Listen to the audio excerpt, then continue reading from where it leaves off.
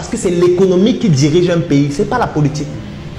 Si vous avez votre père qui vous donne de l'argent chaque matin pour aller à l'école, il va vous dire, mon fils, tu dois être major. Il va vous dire, je ne veux pas que tu rentres après 20 h chez moi. Il va vous dire, je ne veux pas de mini-jupe, je ne veux pas de garçon chez moi. Si tu trouves que tu es déjà grand, va louer ta maison. Parce que c'est celui qui finance, qui dirige comment est-ce que tu dois fonctionner. Dans notre pays, 85% de nos recettes fiscales proviennent des multinationales. 54% des capitaux qui sont investis chez nous sont des capitaux étrangers. Tout le commerce qu'il y a au Cameroun ne représente même pas 5% du PIB. Qu'est-ce que ça veut dire ces statistiques?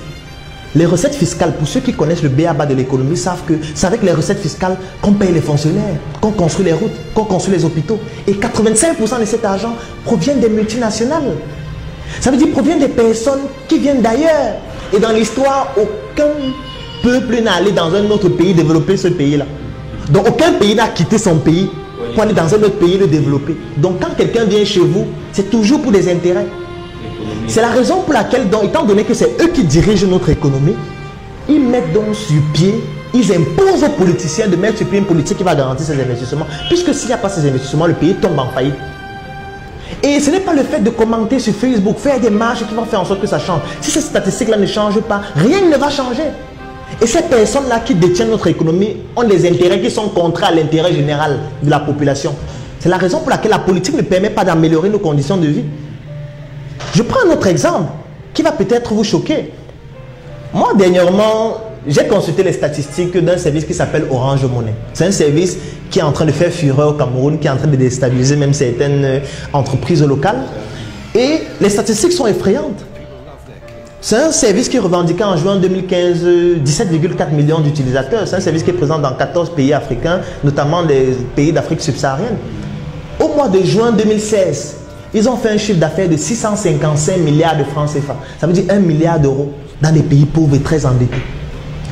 Au cours de l'année 2015, leurs transactions financières dépassaient c'était exactement 4 885 milliards.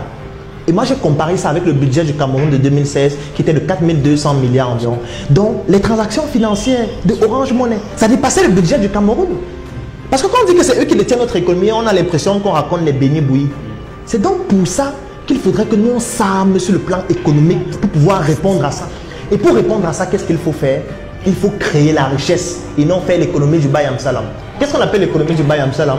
C'est le fait que vous allez voir, on va vous dire que les Bamileke et les Nordis sont l'économie du pays. Quand je suis des choses comme ça me fait rigoler. Ça ne veut absolument rien dire, ils ne détiennent rien. Ils ne détiennent rien, pourquoi? Parce que vous allez aller dans un grand hôtel détenu par un Bamileke. Je ne vais pas citer d'hôtel. Vous allez voir que la moquette est importée. Les tasses de lait sont importées, le lait est importé, les draps sont importés, les tables sont importées, les serrures sont importées. Tout est importé, les cheveux sont importés, même les cerveaux sont importés. Ça fait donc quoi? Ça fait que cet hôtel est en train de travailler pour donner des devises à d'autres pays qui produisent ça. Puisque nous on ne produit rien, même le fudant. Parce que si vous fabriquez votre cacao, vous voulez vendre votre cacao à la Belgique, on ne vous paye pas en francs CFA. Un autre problème encore, le franc des colonies françaises d'Afrique. On vous paye en devises.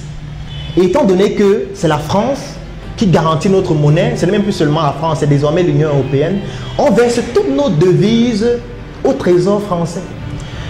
50% de ces devises-là, c'est la France qui les détient, qui prend ça, parce qu'ils garantissent notre monnaie. Et nous, on n'a que 50%. Et étant donné que nous, on ne produit pas suffisamment, ça veut dire qu'on n'a pas beaucoup de devises. Chaque fois qu'on consomme un produit qui vient d'ailleurs, on est en train de donner des devises à ces pays-là.